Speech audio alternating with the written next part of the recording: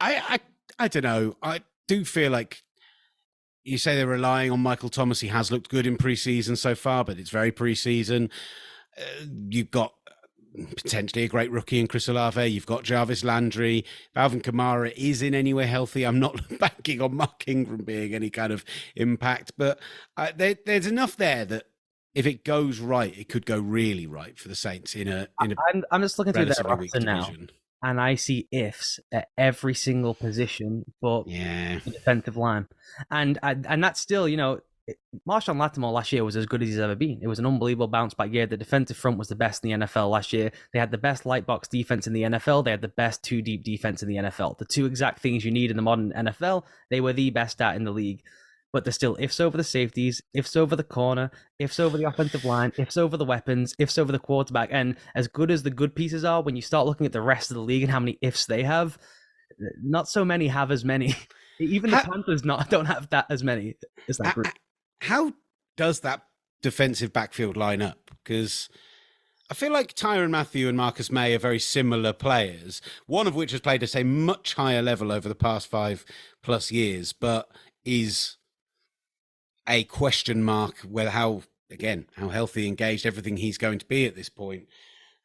I like the idea of him going back to the Bayou and being brilliant, though. That excites me. I don't know. He's just a player I love so much, but I don't understand how the pieces fit together and how that secondary is actually going to look. No, I have absolutely no idea. Taking the best free safety in the league out of the defensive backfield and dropping in a guy who is a linebacker in a safety's body, Marcus May, and Tyrann Mathieu, who, as you said, is a Tasmanian devil. Put him here, put him there, spin him everywhere. One of those guys ain't playing deep, and they say it's going to be Marcus May, which the Jets tried for like 3 weeks. The Jets figured this out after 3 weeks and said, oh, this is really, really, really rough. He's a linebacker at this point. Tyrann Mathieu is basically a linebacker. He makes all of his best plays around the line of scrimmage now, and if not, coming top down.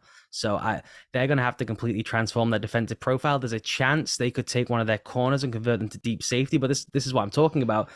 Just figuring out your free safety on the fly is not a way to go into a season, right? Even if you're not sure the guy's good, you'd rather at least know who it's going to be. You're kind of talking me into under 8.5. In a division that has the Panthers and the Falcons, you're talking me into the under. It feels like the most push of all pushes, but yeah, I think I might go under 8.5. There you go, Ollie Connolly. You've had an influence on me. Let me look through the schedule quickly. So they go home to Tampa, at Carolina, home to Minnesota. So let's call that 2-2. Home to Seattle, home to Cincinnati, 3-3. Then things get really, really, really tough. They go at Arizona, home to Vegas, home to Baltimore, at Pittsburgh, home to the Rams, at San Francisco, at Tampa. There's a very real chance. Now, Arizona might not be good. The Raiders, will see. They have a terrible offensive line. But it's not beyond the realms of possibility they do not win or win only one of those games. They might be last year's Cardinals. They might go into like week 10 at 8-1 and just be absolutely sitting pretty and then just collapse entirely. Maybe even scrape into the offseason, but not as a team that deserves to or should be there. All right, under 8.5, going for it.